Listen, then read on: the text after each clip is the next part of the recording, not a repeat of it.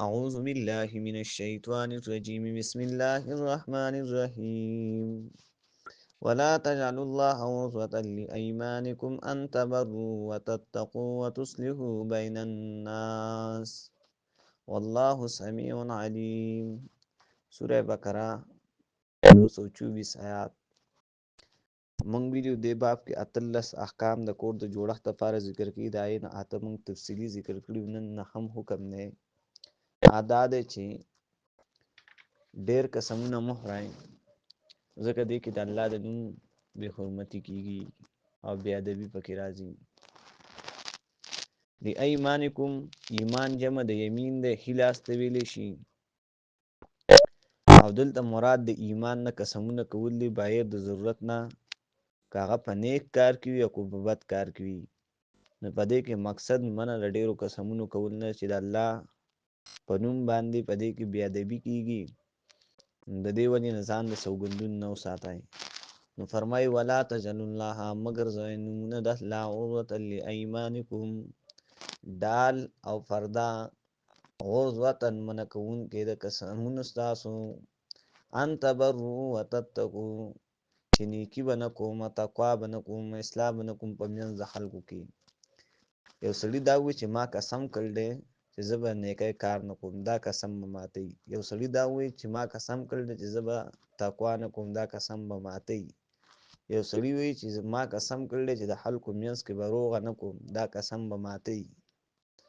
والله الله سمیع اورېدونکی دی، علیم پوهه دی. لا یؤاخذکم الله باللغو فی ایمانکم، نه نیسي الله تاسو لره په لغوه قسمونو ستاسو باندې، ولکن یؤاخذکم لیکن نیسي بما کسبت قلوبکم، پای باندې چې قصد او اراده کړي ستاسو زړونو. د سوګند درې قسمونه دي.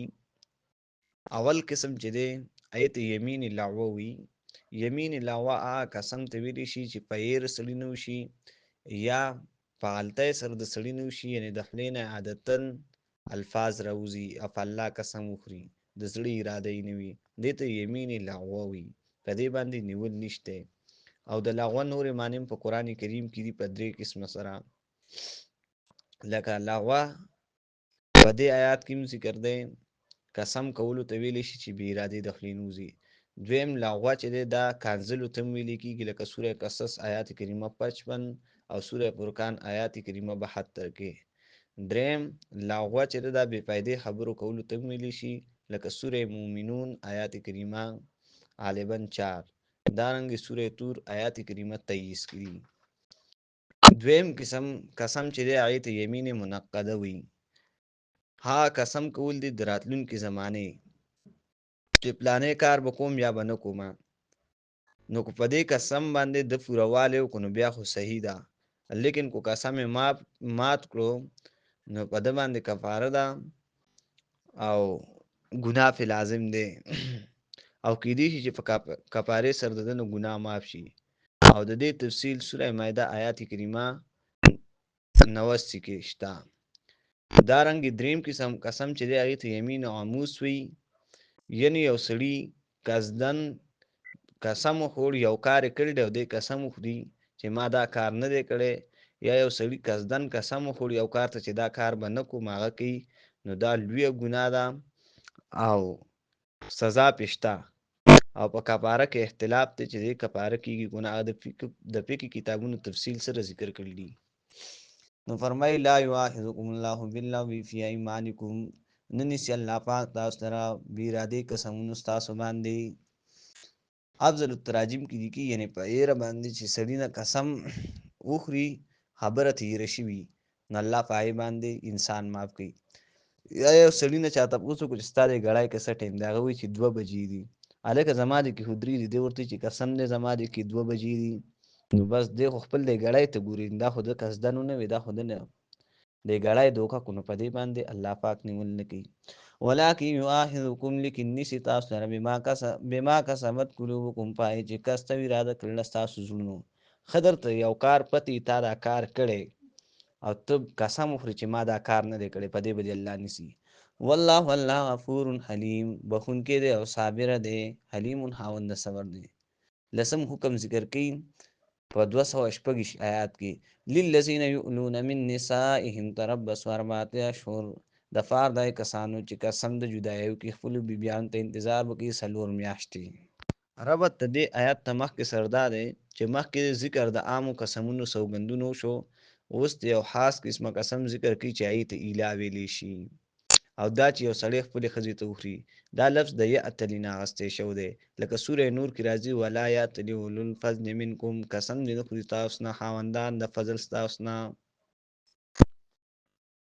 تفصیل خو د ایلا باره کې ډېر دی، لیکن مختصر دا چې یو سړی خپلې ښځې ته قسم وخوري چې زه به دې ته نه نږدې کېږم یو ورځ یا کم یا زیات، نو د باندې دا ښځه 4 میاشتو لپاره حرامه شوه او د نه به 4 میاشتې ښځه جدا کېږي. که یو سړي دغه د ایلا قسم یې خوړل دی او د جما وکړه په 4 میاشتو کې د ده نه، نو په ده باندې کفاره واجب شوه. نور تفصیل شته مفسرینو لیکلی دی، لیکن موږ درس مختصر کوو، د هغې د وجې نه موږ درس دومره تفصیل نه کوو. فإن فاؤوا پس که چېرې روجې وکړه واپس شو ښځې ته په جما کولو سره، فإن الله یقینا الله پاک غفور رحیم بخښونکی مهربانه دی. فإن الله غفور رحیم په دې کې اشاره د غفورون کې که یو سړي کفاره ورکړه الله بخښونکی دی وبه یې بخښي، او دارنګې رحیم کې اشاره ده چې رخصت ورکول د کفارې رحمت ته الله دی.